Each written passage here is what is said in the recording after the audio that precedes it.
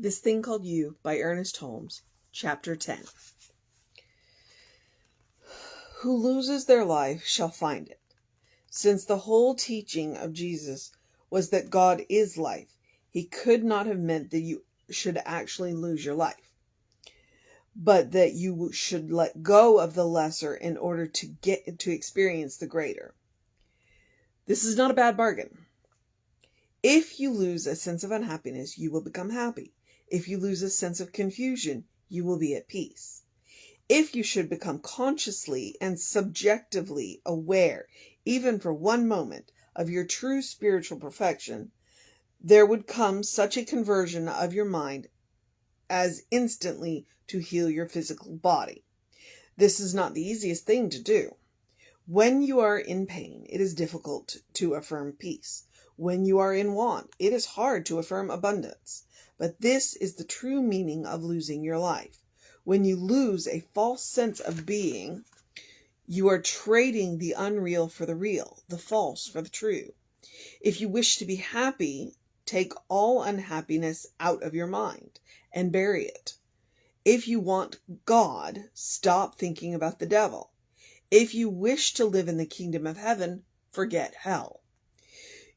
You are to find the roots of your life in pure spirit, to see the basic unity of all, the fundamental, mathematical, and logical necessity of such a unity.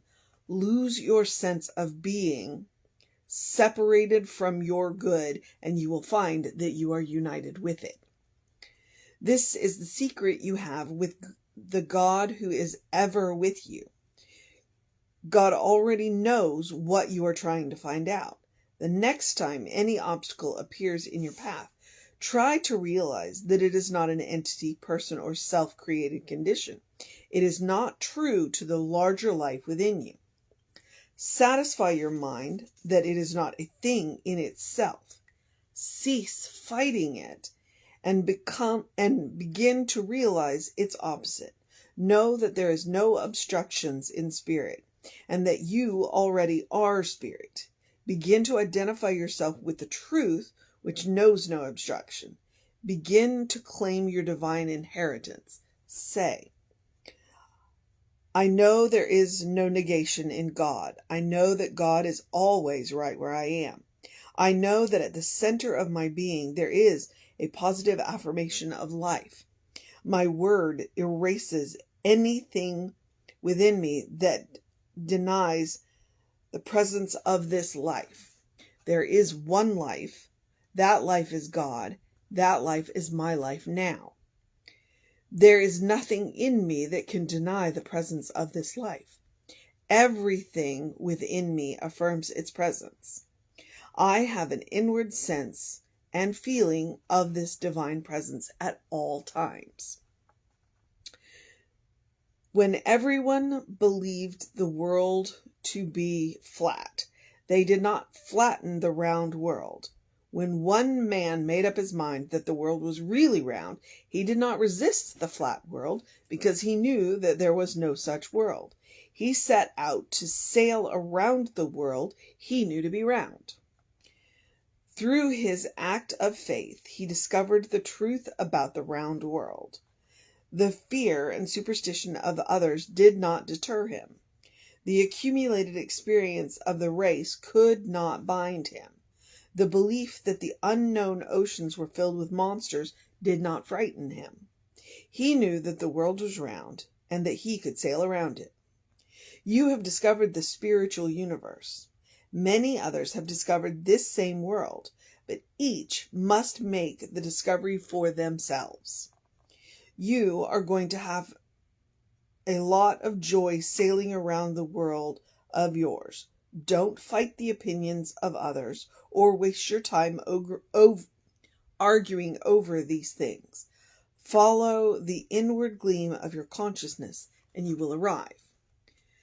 Whenever you identify yourself with your will, whatever you identify yourself with, you will become.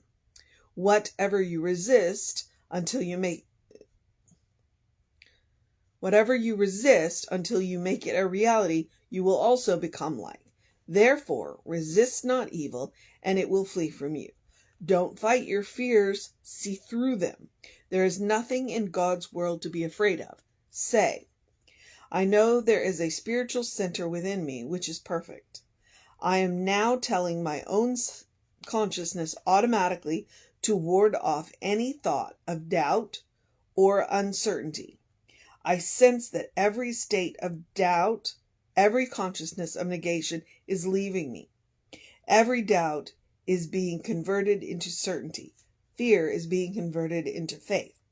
I have an abiding sense of happiness and peace. I am the very essence of peace. I have an inward confidence in my oneness with good. I rest in sublime trust.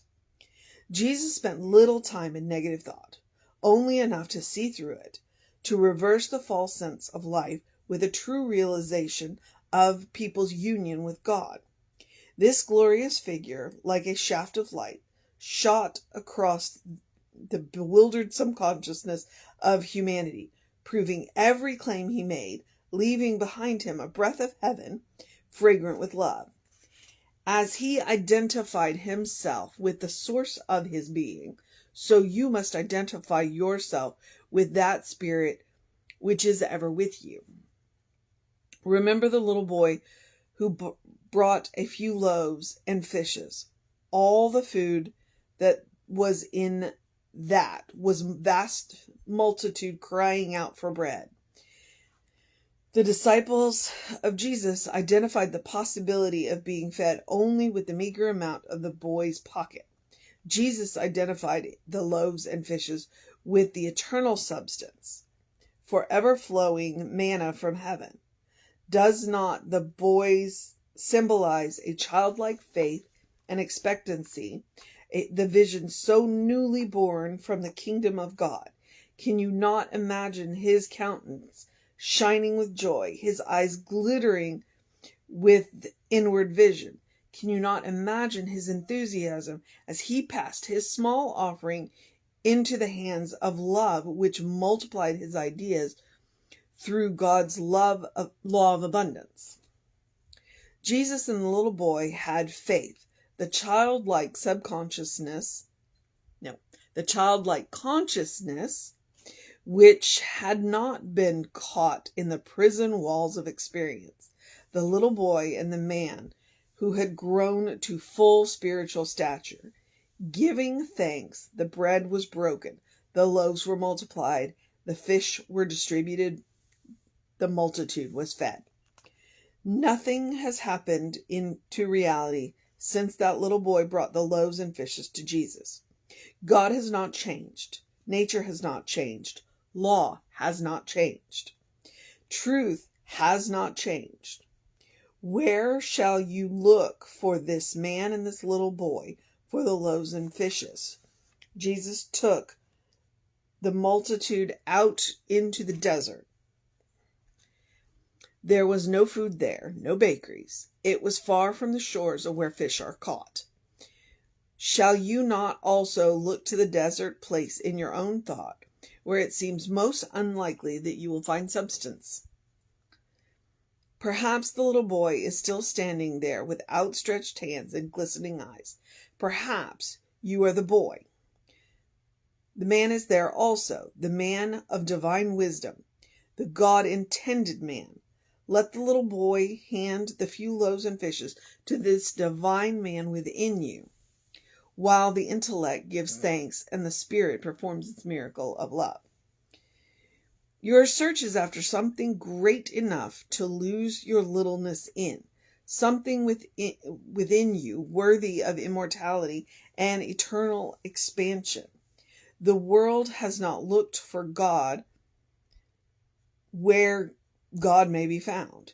Here is the great secret. There is only one God, one divine mind. This one is undivided, hence all of it is present everywhere. God is not only where you are, God is what you are. In a sense, you might say, since God is all there is, the only presence there is, And since the Spirit is manifest through everything, then everything I see is a manifestation of God. That within me, which enables me to see, know, and understand this, is also God. Since God does not go in search after itself, I need no longer go in search after it. Rather, I shall now live and think from the union which I already have. Say, there is that within me which knows. I am not only one with the power, this power is actually flowing through me now. I am not only unified with the divine presence around me, this presence is my presence. It is the presence of my real and true self. I am forever one with life. Your endeavor is not to locate the divine presence or awaken the activity of the law. It is rather to become aware of this presence and of its activity flowing through you. It will be well to consider the difference between outlining and choosing. As an individual, you have the right to choose. Being an individual, you cannot escape the necessity of choice. You are not an automaton. You are not a mental mechanism. You are not merely an aggregation of mental reactions. You are a person, a divine being in your own right. The Spirit has set the stamp of individuality upon itself and called it you. What God has done, you cannot undo. When you think, it is the divine mind in you willing itself into action, thinking itself into manifestation, realizing itself as the object of its own thought. You do the choosing. The law does the outlining. This is the distinction between choice and outline. If you choose to plant a tomato seed, you have chosen a tomato plant, but you do not outline how many leaves shall grow on the plant, how many stalks it shall have. That belongs to the law of cause and effect. When you say, I know that the divine intelligence is attracting certain conditions to me, and then you have affirmed, and when you have affirmed that your union with good, you can go about the business of everyday life with no sense of anxiety, knowing that the law is working for you.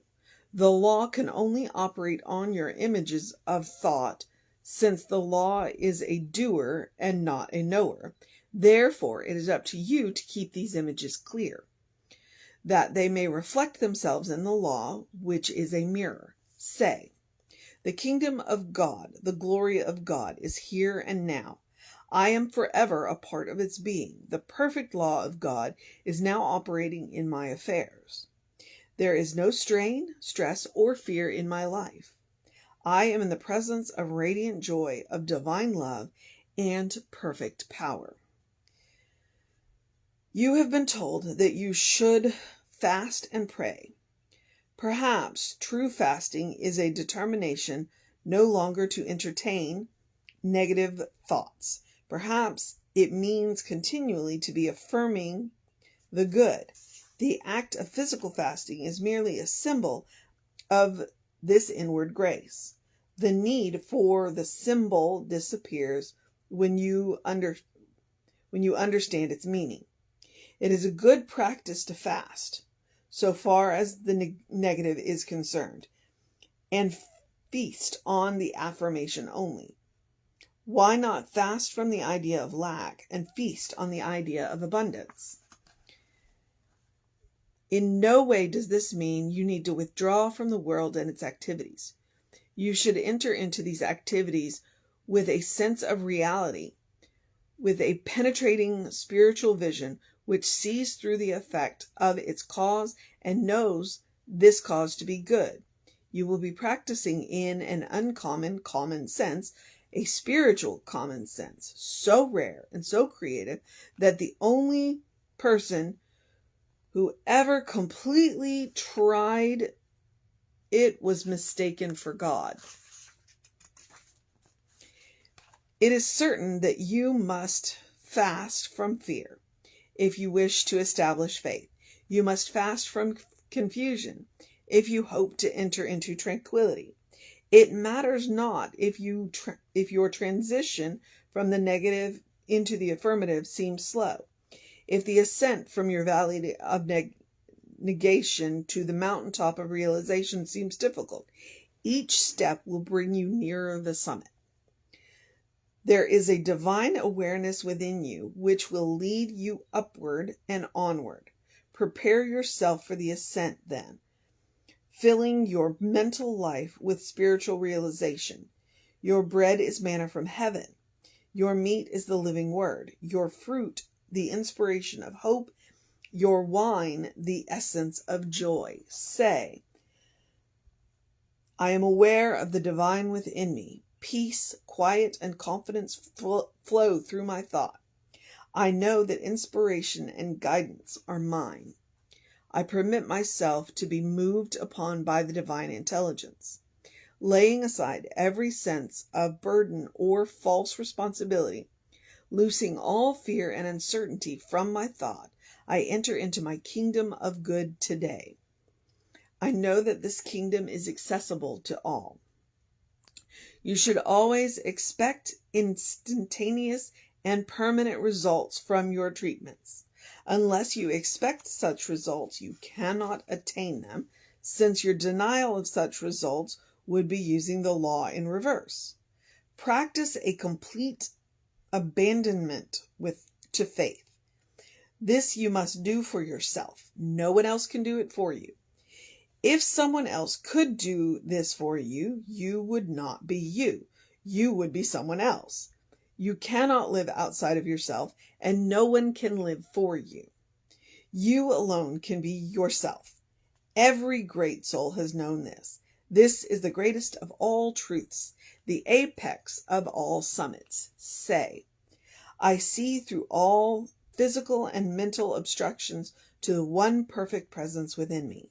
I see through all apparent contradictions to the one perfect being in every person. I see through all confusion to the one divine presence at the center of everything. When you say that your body is spiritual, you are not denying your physical body. The physical is included within and is a part of the spiritual universe. You do not say, I have no eyes or feet or stomach. They are part of the spiritual body. God's world is not a world of illusion, but of realities. Everything that is exists for the purpose of expressing life. You are able to recognize the things around you because they are in the same mind in which you live, the one mind in which everywhere present. This means that the presence in everything, a tree, a rose, everything in nature, your own physical body, nothing can be excluded from this omnipresence. It is this presence that Moses communed with by the burning bush. The divine flame which surrounded the bush, which is an aura of light and color. This flame of divine penetrates everything. If the Spirit has seen fit to express itself through a physical universe and to give you a physical body, it would be absurd to think this body or environment is an illusion unworthy of your attention. Rather, you should think of them as things of joy. Know that even the physical universe will respond to you when you respond to it. Say, my body is a temple of the living Spirit. It is spiritual substance. Every part of my body is in harmony with the living Spirit within me.